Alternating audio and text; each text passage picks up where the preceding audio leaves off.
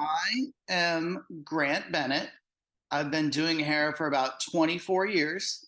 I am the co-owner of the beautiful Loft 177 Salon here in Soho, where we're taking the call from today. Um, I've really kind of run the gamut in the industry. I've gone from everywhere from super high-end celebrity salons to working in barbershops to doing it all, really. And I think I've developed a lot of interesting perspective. I also have a master's degree specializing in management, and I'm a somewhat serial entrepreneur. So I definitely have some good insight when it comes to running your own business and how to be successful in doing that. Hey, Grant, I'm going to jump in too. Yeah. Hello, everybody. I'm Tanner. So I'm with Artist on Go. I'm our senior advisor here. Me and Grant are going to be having a conversation together. So I hope you don't mind me jumping in here. Grant's going to be the star, though. Like, I've got a little things that I can offer here, but obviously, Grant, like the floor is for Grant. It'll be really easy to kind of follow through this, everybody. And I think as we go throughout this, just as a reminder, you can drop some questions, right? And at the end of this, we're going to have a small Q&A. I know that we've had some already come through with some questions, so we'll absolutely address some of those here at the end. But again, if you guys have anything that comes to mind as we go through this seminar, feel free to drop those questions and we can go from there. But yeah, no, we're really excited to have all of you here. Thanks for signing up and jumping on with this. In the small time that I've known Grant, it's been, just like a great opportunity to meet somebody who really values and cares about the community, the people that he works with, right? And himself and what he does. And it's important, especially in this industry, where things change all the time. And obviously with COVID and pandemic, that was a huge thing, right? There's a lot of times we have to adjust and do things. And Grant, has been just a huge proponent in the small time that I've known him of just, hey, look, like there's a lot that we can do. There's a lot of ways that we can grow as stylists, as creators, and most importantly, I think as humans in general, right? And so there's a lot that comes with this. So Grant, excited to have you guys again. Thank you for joining. And we'll kind of just kick it off now, Grant. Awesome. All right, well, let's get started. I'm going to try and, be quick, but like I said, if you have any questions at all, please just, drop them and we'll address them here at the end of the chat. So I think that in my experience, those lights are driving people crazy. I think in my experience, the biggest stop for people, the biggest reason that people don't end up going independent and taking advantage of the opportunities of running their own business is fear. Do they have the business? Do they have the book? Are they going to end up paying to work? Are they going to end up making enough money? And so I'd really like to use this to help assuage that fear, help work through really logical ways of looking at your business and figuring it out if indeed you are ready to go independent and you can, get the freedom and financial reward of running your own business. So the first thing you have to do when you're thinking about going independent is you have to say, okay, what does my clientele look like? And, I've worked in commissions, very, very busy, high walk-in, high traffic commission salons before. And so I know that game. So realistically, back in the day, you used to go to Vidal Sassoon because the reputation was for Vidal Sassoon and you were trained in his system, and that's not the way it works anymore. People go to a salon for the reputation if they don't know a stylist. But once they find a stylist that they like, so like they've seen maybe 2 or 3 times, they are going to be loyal to that stylist over the salon. The stylist is going to be the person that they trust with their hair. And as you all know, who get your hair done, that's a very sacred bond.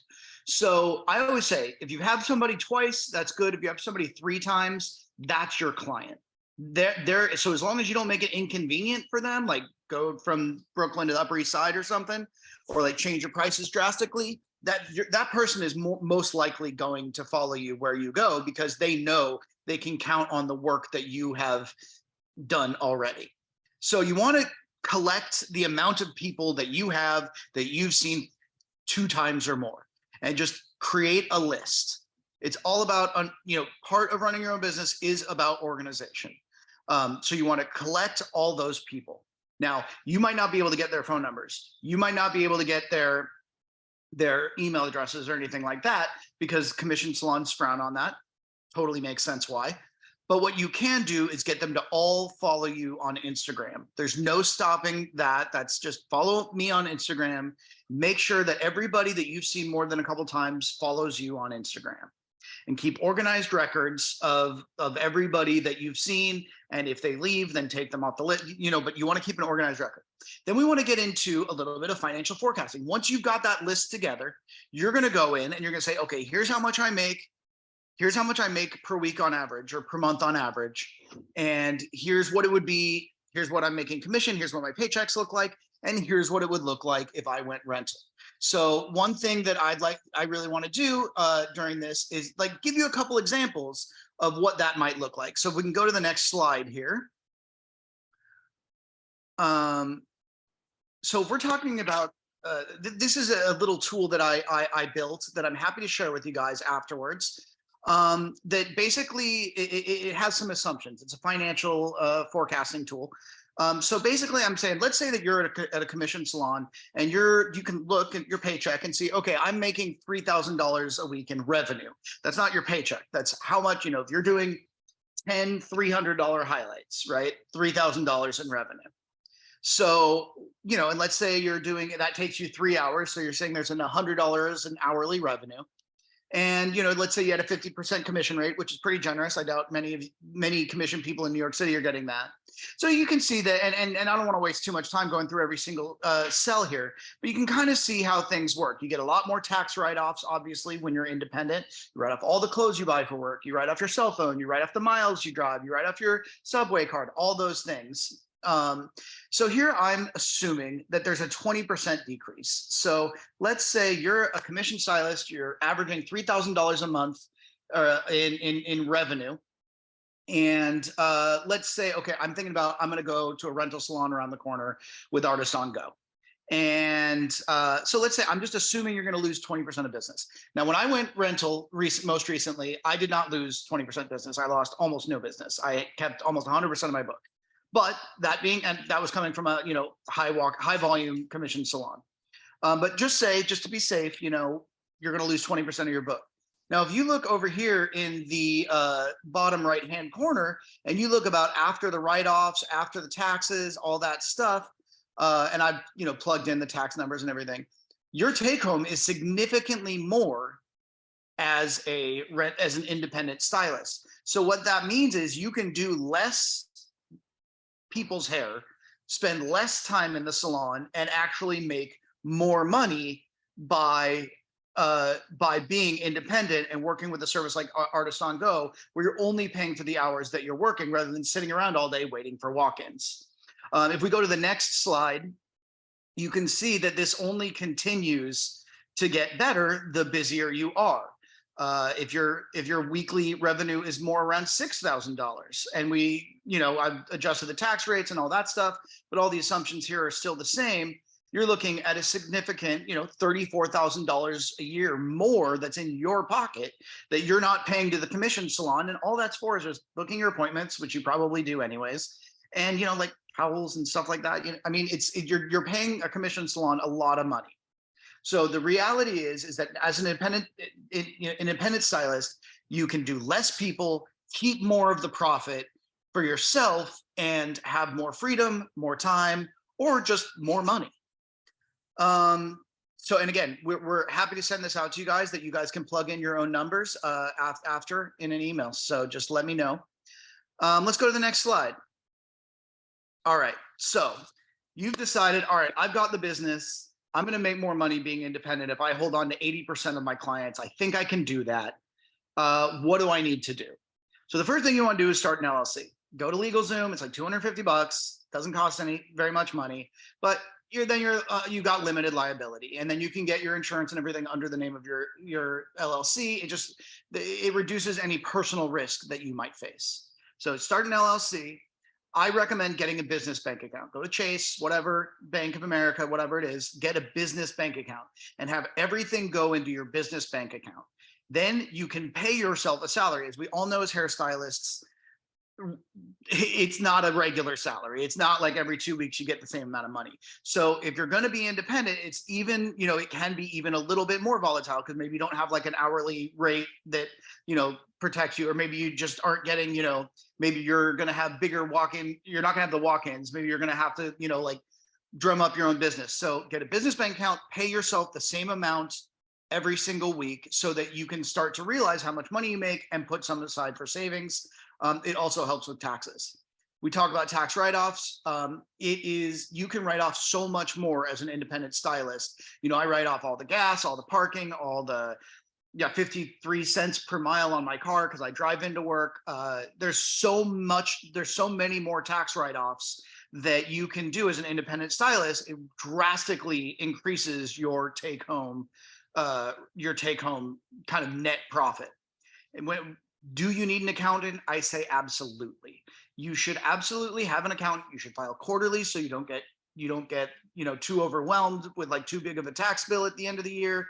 And absolutely have an accountant because they're going to be the ones that'll be like, can you write this off? Yes, no. Well, maybe, but did you buy any of this? Yes. Okay, write that off. An accountant's going to save you money. I know it costs a little bit of money, but it's going to save you money in the long run. And then you're going to need to get insurance. You're going to want liability insurance. So if anybody gets a scab from bleaching or whatever, or if, and then you're also going to want business insurance to protect your tools. And, if you have a, laptop or anything like that. We think Elite Beauty Society is the way to go on insurance. They really specialize in helping independent stylists insure themselves and make sure everything's covered. And they also hook you up with some great discounts on some major brands. So if you're looking to do this, that's the direction I would head when you're looking for insurance. So then, all right, so now you got set up as a business and you're ready to, and you're ready to start booking clients. You need some sort of a system. There are a million of them. There's Square, there's Booker, there's Vagaro, there's Gloss Genius, there's a bunch of them. I use Square. I've never had any problems with it. I think it's a great service. And what this does is a calendar, you book all your clients, and then it's a credit card machine. So you can then ring all your clients up and it will send you money, usually not 100% of what you charge. There's usually a small fee, but that way you can take credit cards from your clients. It also maintains all your financial records. So you don't need to sit there and go like, okay, what did I do in January? What did I do in February? What did I do in March? It's already there. You just go back and look at it and it's really easy. And you can start to see your month over month growth and all those kinds of things that you might want to take a look at to see if your strategies are working or not working. So insofar as timing, when's the right time to go independent? I think that now is the perfect time to start getting ready to go independent. Now is the time. We passed the holidays. We're going to go into spring. That's the busy times are spring, spring, early summer, and holidays, at least for me. So January's slow. Now's the time to start putting together your records. Do you have the book?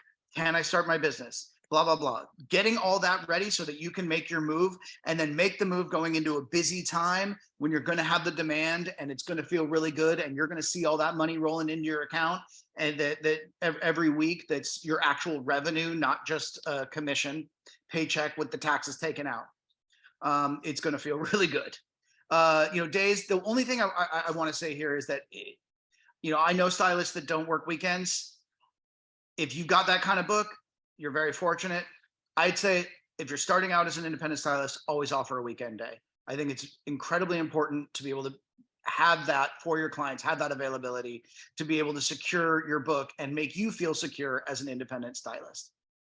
We can go on to the next slide where I want to talk a little bit about marketing, because once you go independent, you don't have a salon brand that is pumping out information and marketing to get walk-in, foot traffic, all that stuff. So emails are great if you can get people's email address. That's obviously frowned upon in commission salons a lot of the time because they don't want you taking people with you when you leave because they know you can make so much more money in a rental situation. Instagram is it. Instagram, you make sure everybody follows you on Instagram, even if it's not, you don't need to become a TikTok viral star to use Instagram as a tool. Instagram is the best way to keep in touch with your clients. It's the best way to have a lookbook of what you're capable of doing and build your brand to show people what you're capable of doing. What is your vibe, right? Are you the type that's doing like, multicolored wolf cuts and, doing all that cool stuff? Or are you the type that's just doing blonde, grown out blonde with beach waves every day, all day long, like me? So, the Instagram it doesn't have to just be, I have 1,000 followers, I have 15,000 followers, whatever. It's a lookbook, and it's a way to keep in contact with your clients when you move salons, when you've got a vacation coming up, when you want to offer maybe a new service, or you want to offer some sort of a discount during a slower period.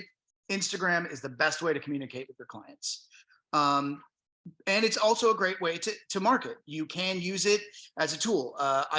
You can ads, or maybe it's a hard, it's a pretty wide net, but you can definitely go on there and be social on social media and start to comment on people. And you see people that are like, you can use like influencers, like, if you see somebody that has a mom blog, and you want to do, kind of cute mom hair in Brooklyn, let's say, that's a great way. Do an influencer's hair and have them post about you. It's worth doing their hair for free. I've gotten a ton of clients doing that.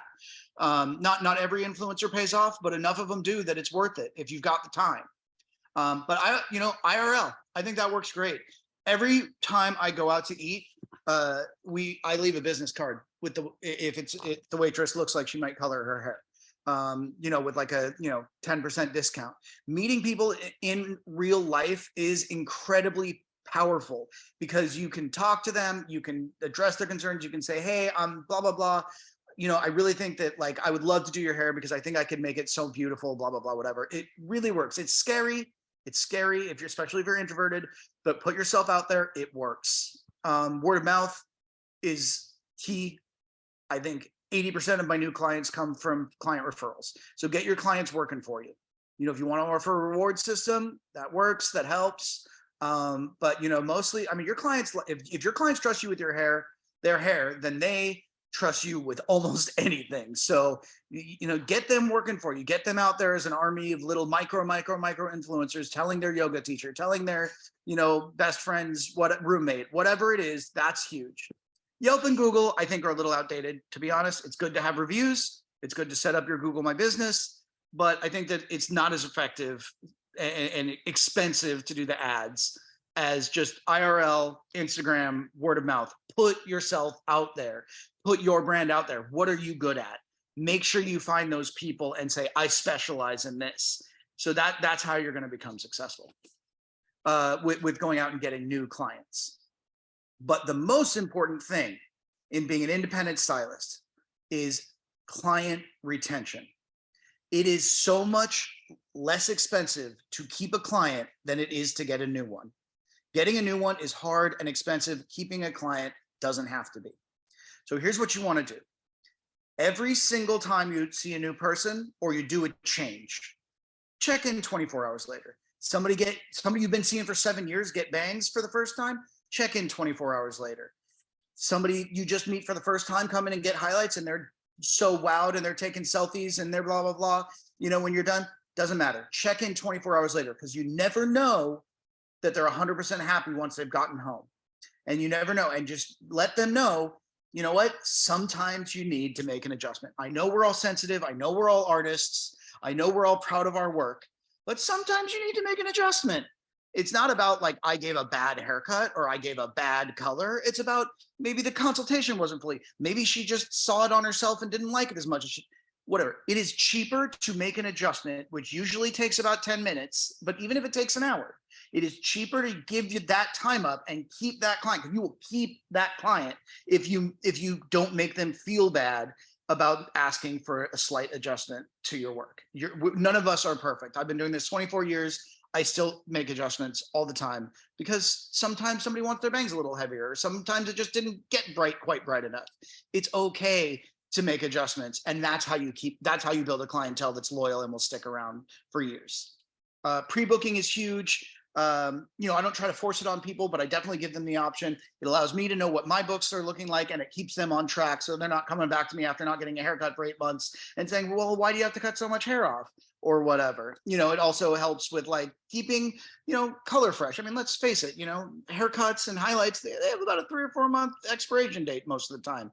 I do a lot of low maintenance color that maybe you don't have to do, maybe only have to do it once a year or whatever, but haircuts, I mean, you just can't go that long. So pre-booking is huge. And then I always like to reach out on holidays, or if I'm doing an event or something, just to kind of pop up on people's radar. Maybe somebody you haven't seen in a while, maybe somebody that went to their cousin and now feels guilty, but they want to come back to you.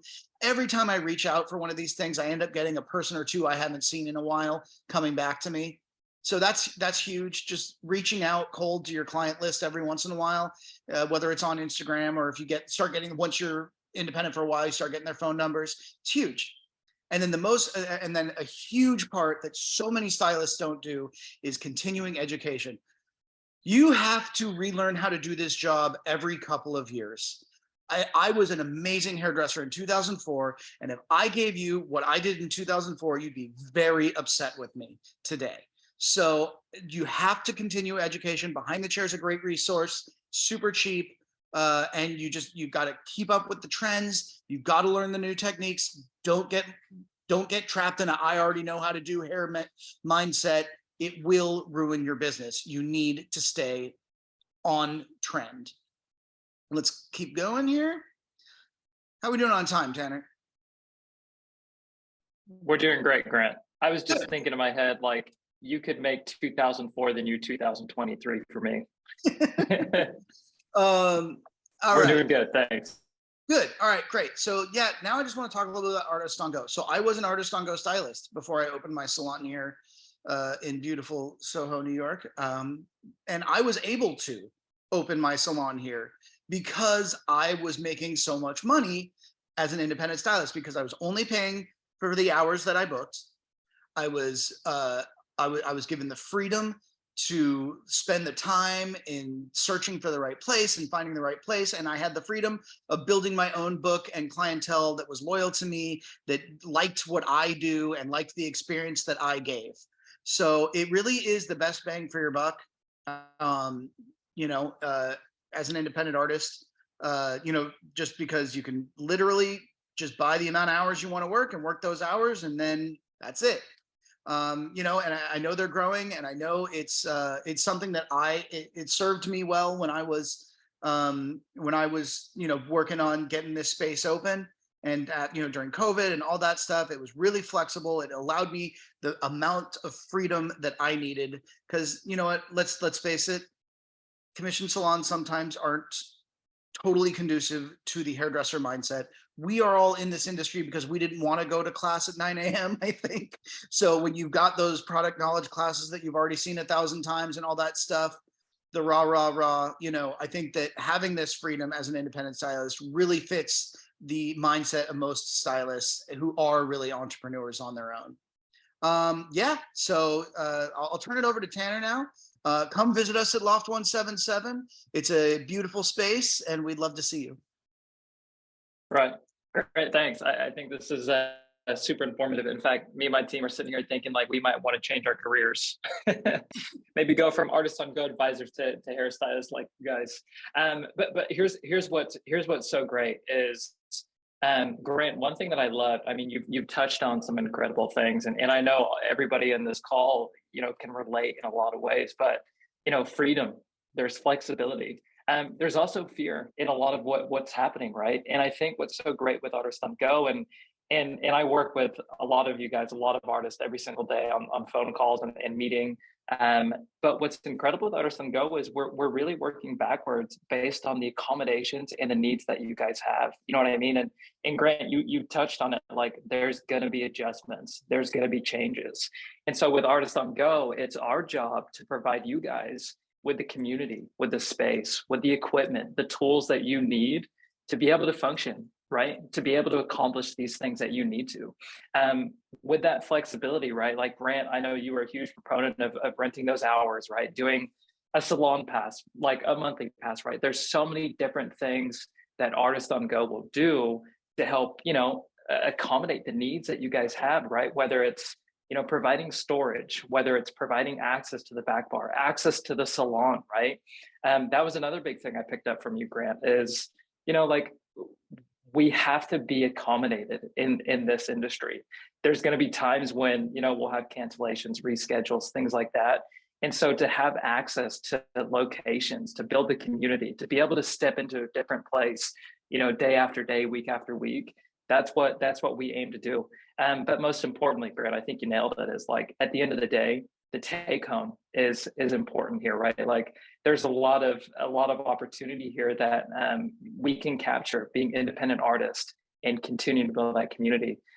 Lastly, I love what you said. Like, if they can trust you with their hair, I think they can pretty much trust you with anything, right? And I think that's true. And that's kind of our mission, is to make sure that we provide you guys with the tools, with the resources, with the salons, with the locations, the community that you need to continue to succeed. So Grant, I just appreciate everything that you've said and come through this. And I've been reading some of these comments. We're obviously going to be sending a lot of these resources and things that Grant has been talking about, which is huge, right? And I just want to make it a point as well. I want you guys to come check out Loft 177. I want you to come see Grant's space as much as he probably does. It's a beautiful space, right? And just so you guys know, we'll kind of jump into these questions, but anybody who is interested, with our monthly rentals, we're offering $200 off on their initial monthly purchase, right? Which is a huge thing. So yeah, we'll kind of jump into these questions, and Grant, I'll kind of pull you back in a little bit. I think a lot of these are heavily tailored to you, and I think you have a lot that you can offer in response to these. So the first one that I have, I'll just read this out, Grant, and then you can respond if that's okay. Somebody asked, how did you grow your money mindset and confidently charge your worth? Well, so listen, I am not the cheapest hairstylist in New York City, and I am not the most expensive hairstylist in New York City. I think it's really about finding where you want to be. You want to charge as much as you can, but like, personally, I don't think that I'm a retired punk rock musician. I am not. I don't go to the Soho House. I would rather have a stomach flu than go to the Soho House. Like, I just, you know what I mean? That's just not my vibe. You know what I mean? So you really want to charge you want to charge to where you're going to have the most clients and you're going to make the most money, right? Like, if I charge $600 a haircut and $1,000 for my colors, like, I wouldn't make as much money as I do now, because I just don't appeal to that demographic as much as other people do. So, I charge a good amount of money. I make a great living, and all of my clients feel, you want to push them to the point.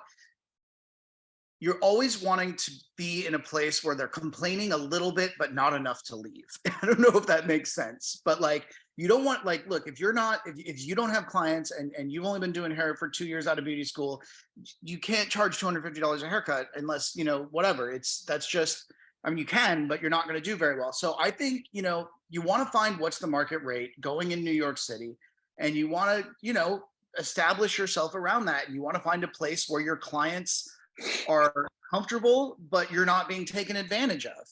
So, it's really, and then you just do increases, and you'll see, if I were to raise my prices $25 right now, I don't think I'd lose anybody. If I, and that's something I'm in the process of actually doing right now. If I were to raise my prices $100, I might lose some people.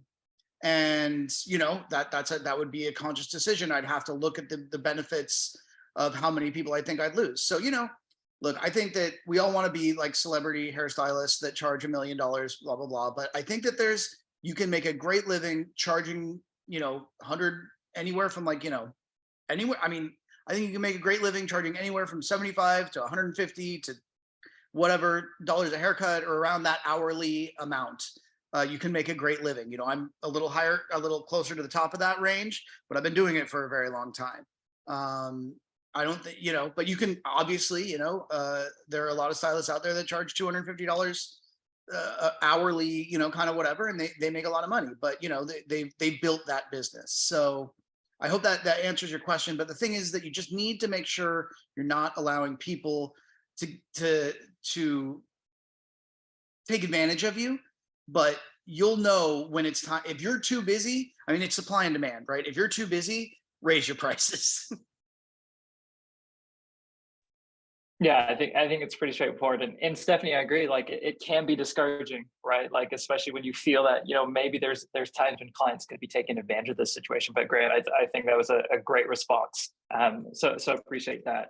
The next question that we have is, what are the benefits of working for yourself compared to being a part of a salon and its culture? Well, so the first thing I would say to that is that, with Artists on Go, you can book monthly exclusively at a salon and become a part of that salon's culture. That's what we hope to achieve here at Loft 177. Is we'd like to have regular people that come all the time, and that we're all, that it's a culture that we all work together. And it's just because just because you're not on a commission pay schedule doesn't mean that you're not going to vibe with your coworkers. I was renting at Chris Chase before I opened the salon, and I just all those people have like such a like really like, especially Mitch the owner, just such a great place in my heart. Like I so enjoyed my time with them, and we have inside jokes and all that stuff. So it's like, I think that you can, if you find the right spot for you, you can definitely have that culture. The difference is that you're not giving away all your money. I mean, I'm not, you have to do your own booking, you have to buy your own color. It's a little bit more work to be independent, but you're not giving away 50%. And realistically, as we all know, it's probably more like 55 or 60% of your revenue to a commission salon in New York City. Right, right. No, I think this is great. Grant, Michelle, I wanted to make some note of Michelle because I think she had some great questions as we were kind of going through stuff here. So one thing, Grant, that she asked was, and she had mentioned, right, I find that my clients do not flow with the classic busy, slow schedule because of their loyalty to me. Yeah. Grant, do you feel that way also? I do. I do, honestly, but I will say that I'm a blonding specialist. So I'm a highlighting specialist. So my busy time is April, May, June. That's when everybody wants to go lighter. So that is, and it's not that I'm seeing my clients more regularly, it's they're getting bigger services. So that's really, like in winter, like right now, everyone that's come, I have some single processes and I still see them every 6 weeks, no matter what. But like, my highlights, they're not going as blonde. So it's not that I'm seeing people less, it's that I'm doing less work on them because they're not requiring as much blonding as they do in April, May, June, and July. August, I always see us have a slow month because people leave. A lot of my clients go out to the Hamptons or Long Island or wherever. So the answer is no. All my clients are on a pretty regular every 3 months, 3 or 4 month schedule. And so I do see them, but I will say that the services get much bigger. So I make a lot more money and I'm a lot more busy, from a 2 hour to a 4 hour service. Gotcha, gotcha. No, that's great. I will say this just for sake of time. Any more questions, Michelle? I see a ditto. Any more questions, guys? We're gonna answer them through Instagram and through DM, and we'll share stories. We'll message. We'll reach out that way. We'll kind of wrap it up. But this has been incredible, Grant. I'm excited for some of these questions to keep coming through, and we can keep answering them. What's important here is there is a tool with Artists on Go and with a community of people like Grant, who have the resources, the answers, and the solutions to help us achieve what we want to, right, in our careers, in our business, in our families, in our personal lives. So guys, I would just recommend consider this like as some great continuing education. And obviously with Artists on Go, we have our quiz in the chat, so feel free to jump in there. Try one of our salons, get access to the storage, to the back bar. And obviously with this discount, right, it's a great opportunity to try out, a monthly option with us.